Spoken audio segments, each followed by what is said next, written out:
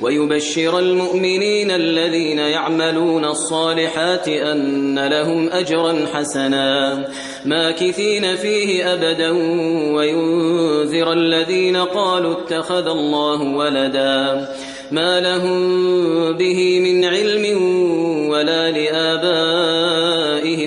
كبرت كلمة تخرج من أفواههم إن يقولون إلا كذبا فلعلك باخع نفسك على آثارهم إن لم يؤمنوا بهذا الحديث أسفا إنا جعلنا ما على الأرض زينة لها لنبلوهم أيهم أحسن عملا وإنا لجاعلون ما عليها صعيدا